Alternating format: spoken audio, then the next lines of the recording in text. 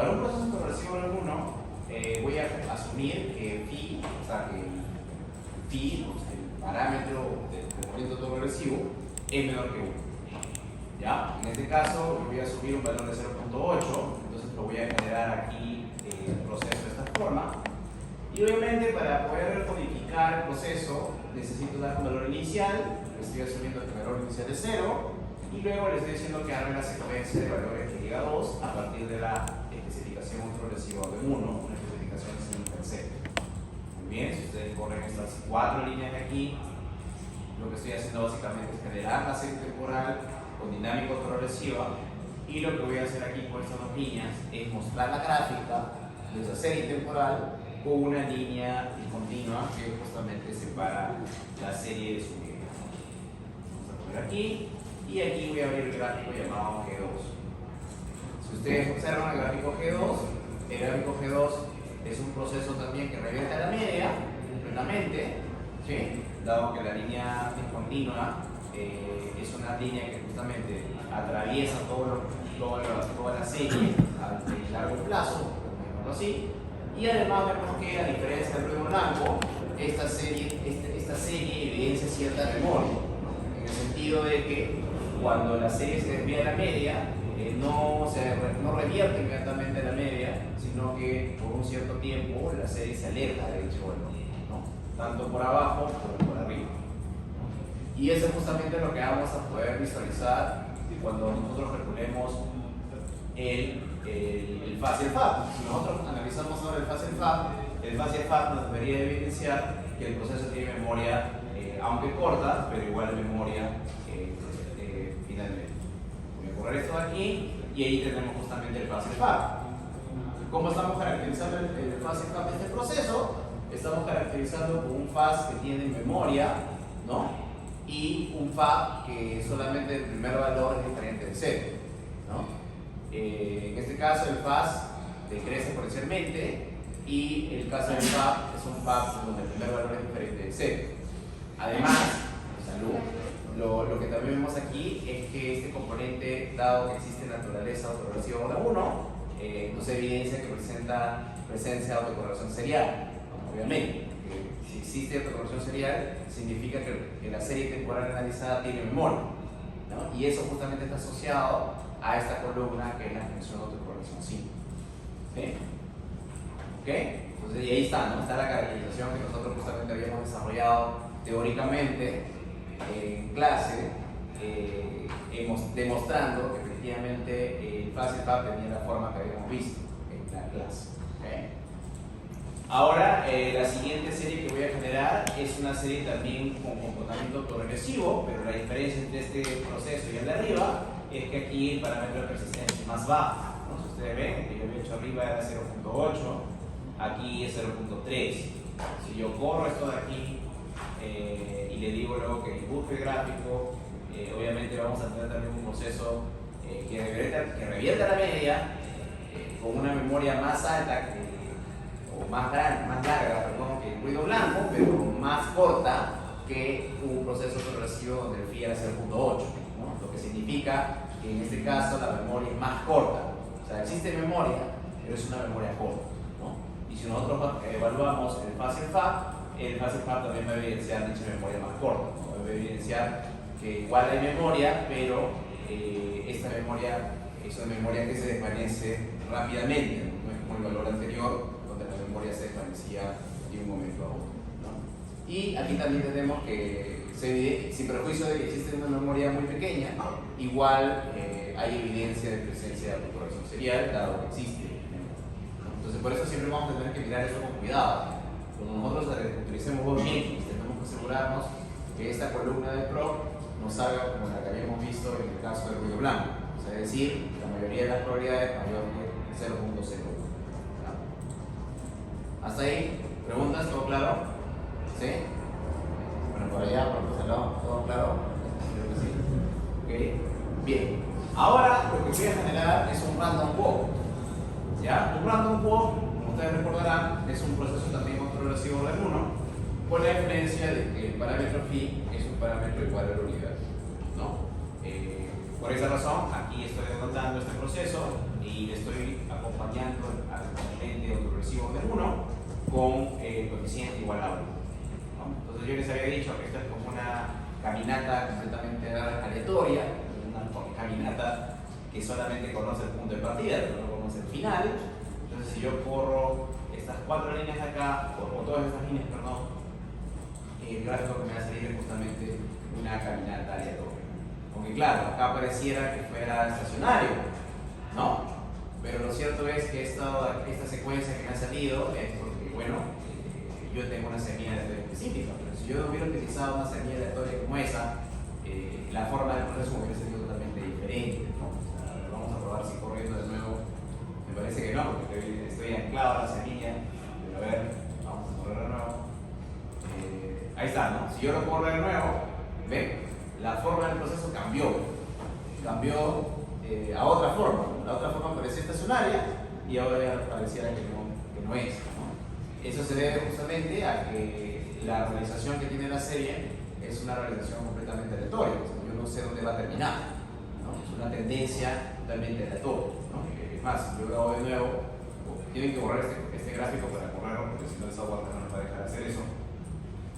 Ahí está, ¿no? Mira, lo corre de nuevo y de nuevo otro comportamiento totalmente aleatorio. Es decir, cuando tienes un proceso random walk, tú puedes tener diversas realizaciones del proceso. O sea, no puedes tener una realización estable, ¿no? Es una realización completamente aleatoria. Y si yo analizo el correlograma, la memoria que me sale aquí es una memoria larga, ¿no? Es una memoria larga, como pueden ver aquí, inclusive en el trazado 24, la memoria no desaparece, o sea, cual evidencia justamente la memoria larga asociada al proceso random. ¿Preguntas? ¿Claro? ¿Cierto? Muy bien. Bueno, y lo mismo podemos hacer con el AR2, con el AR3. Lo único que tendríamos que hacer es cambiar la especificación. En este caso, para un AR2, yo necesitaría las dos primeras observaciones conocidas para poder generar toda la secuencia. Y para el caso del AR3 tendría que tener las tres primeras observaciones conocidas. ¿Ya? Entonces aquí, yo por ejemplo estoy generando esta serie de A5 con esta especificación AR2 y ustedes de repente me pueden decir, oye, pero es un AR2, pero es estacionario, entonces vamos a probar, vamos a verificar eso. ¿Okay? Mira, primero aquí, si yo corro esta serie con esta especificación progresiva de orden 2, mira, acá tengo el ruido blanco, aquí tengo el coeficiente del cruzado de orden 2, el coeficiente del cruzado de orden 1 y no tiene intersecto, lo que significa que la media de la serie es 0. Entonces, por lo cual, si yo hago el gráfico que está acá, yo voy a ver esto aquí. Entonces, en este caso, ¿qué podemos ver? Podemos corroborar que el proceso es completamente estacionario, ¿no? Ustedes pueden ver por qué es estacionario, porque el proceso revierte la media, ¿sí? Y no en un alejamiento persistente, ni tampoco un comportamiento aleatorio, nada por eso. Y si yo grafico acá el fácil fab, ¿qué tenemos? Mira, lo que habíamos visto históricamente. Entonces, si yo grafico el fácil fab, existe memoria, una memoria que decrece exponencialmente, y aquí tenemos que los dos primeros valores son estadísticamente diferentes de 0 para el caso del fab, ¿no? Evidenciando justamente que efectivamente el AR2 está asociado a un fab de orden 2 diferente de 0 y a partir de los renderes en adelante son iguales a 0. Hasta ahí creo que es lo mismo que hemos visto, ¿no? Ya lo mismo. Pero la ventaja de esto que voy a hacer a continuación es estimar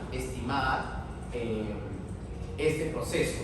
¿Y a qué me refiero con estimar? Me refiero a lo siguiente. Supongamos que yo tengo la serie de A5 y yo únicamente estoy observando su comportamiento, ¿no? Y además estoy analizando su fase y su fab. Yo digo, mira, este fase y fab están caracterizando, por ejemplo, el comportamiento de un AR de orden 2. Entonces yo digo, ok, voy a estimar el proceso AR2. ¿Por qué digo que voy a estimar el proceso AR2? Porque yo, si solamente conozco las observaciones de la serie, yo no conozco cuál es el proceso que está detrás.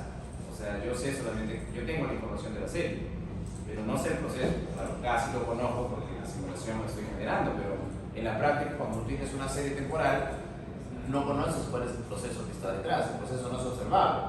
Entonces lo que yo hago es, ok, si yo analizo el facial fab tiene la forma de DAR2, entonces utilizo un proceso DAR2. ¿Cómo estimo el proceso DAR2? Mediante esta forma. Lo que hago es utilizar el objeto de ecuación, ¿no? Genero el nombre de la ecuación, utilizo LS. ¿Por qué utilizo LS y no máxima verosimilitud? Porque estoy asumiendo un ruido blanco gaussiano. Y si yo utilizo un ruido blanco gaussiano, es decir, distribución normal, los resultados de la distribución del método de máxima verosimilitud son exactamente iguales a los resultados de la técnica de máxima verosimilitud, ¿no? Muy bien, aquí estoy seguido del LS, estoy señalando el nombre de la serie y seguido del nombre de la serie estos dos componentes que se llaman componente AR1 y componente AR2, ¿no? Componente AR1 y AR2, ¿qué cosas son? Son justamente los coeficientes, o me van a mostrar los coeficientes asociados al componente autoregresivo orden 1 y componente autoregresivo orden 2 respectivamente. ¿Okay? Muy bien, entonces si ustedes corren esta línea de código y obtienen aquí la estimación, van a ver que implícitamente el software, mira, a pesar de que era un LS, el software ha estimado el proceso con un maximum likelihood y de una forma numérica, dado que, como ustedes saben, la función de verosimilitud exacta es una forma no lineal, ¿no? Es más, si ustedes aquí le dan clic en Estimate, el software está considerando aquí incluso el método de optimización numéricos. En este caso es una técnica BFGS, que es una técnica de Gauss-Newton modificada con un step method de Mark I, ¿no? Justamente lo que habíamos visto numérico. Número máximo de iteraciones y el umbral de tolerancia, ¿no? Muy bien. Aquí, por ejemplo, vemos que la convergencia ha sido lograda rápidamente y aquí tenemos los tres coeficientes, ¿no? Porque claro, no hay intercepto acá, ¿no? Tenemos el coeficiente del componente autoregresivo orden 1, tenemos el coeficiente del componente autoregresivo orden 2 y tenemos el coeficiente de la varianza del error, ¿no? Que en este caso también es un parámetro más del modelo, ¿no? Asociado a estos dos parámetros, tengo aquí el respectivo p-value, que básicamente me evidencia si el parámetro es diferente de 0 o no. En este caso, todos los p-values son menores que 5%, se evidencia que todos los parámetros son estadísticamente diferentes. ¿Ya? Mira, acá también tenemos evidencia que nuestro residuo estimado a partir de este proceso sería un ruido blanco, porque tendríamos un caso de que no existe autocorrelación serial de orden 1 al menos.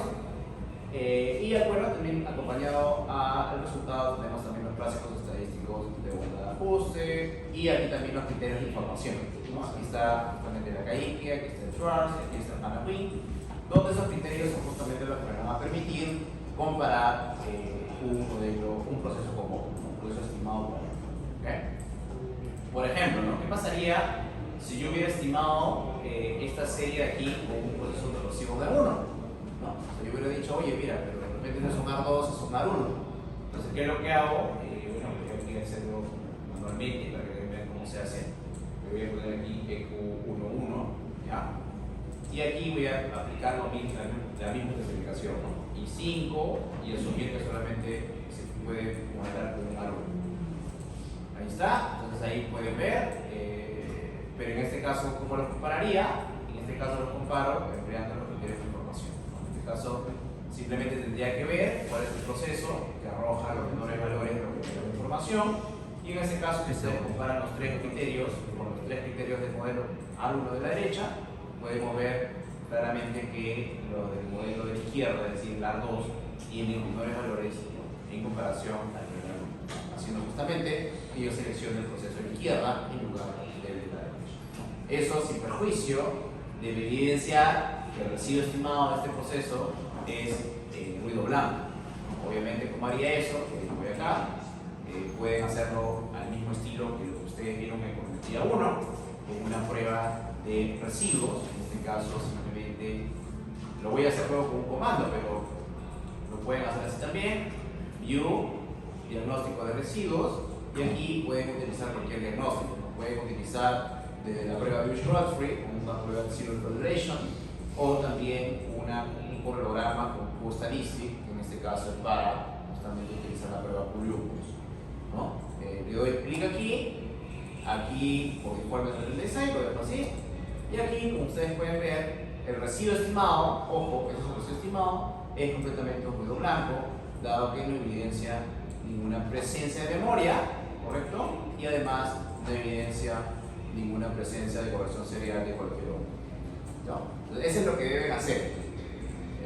Una vez que cogen el proceso, tienen que evidenciar que el residuo estimado de ese proceso es completamente útil, ¿no? Y acá ustedes también lo pueden ver gráficamente, ¿no? Podrían ustedes acá ver con esta opción Add Configure Residual y colocar aquí Add Configure Residual Graph, justamente ver eso, ver justamente que el componente residual tiene un comportamiento ruido blanco, ¿no? Y aquí arriba tienen ustedes el valor estimado, el valor verde y la línea roja, el valor real. Como pueden ver, el proceso de residuos del 2 tiene un buen ajuste con respecto a el proceso respecto a la serie observada. Ahora, ustedes también pueden emplear los criterios de predicción justamente para poder evidenciar el ajuste, ¿no? Que fue lo que vimos el día de ayer también. Y en este caso, para utilizar los criterios de predicción, llámese, les muestro para que si están dormidos, creo que ya están los estadísticos son esos de acá, ¿no? Entonces, ¿qué te había dicho? Te había dicho que esos dos primeros tienen que ser cercanos a 0. Y en el caso de los dos últimos, tienen que ser cercanos a 0 también, ¿no? Idealmente. Bien, entonces para hacer eso, ustedes lo que tienen que hacer es aquí dar clic en Forecast y vamos a dar clic aquí en el método, en la opción Static, ¿no? Para que justamente replique la línea verde, luego les voy a comentar que es en la dinámica. Y aquí el software me dice, oye, ¿qué quieres que te muestre? ¿Quieres que te muestre el Forecast Evaluation? Cuando me dice el software que me va a mostrar el Forecast Evaluation, me está haciendo referencia a que yo voy a analizar esos 4 estadísticos que te digo acá.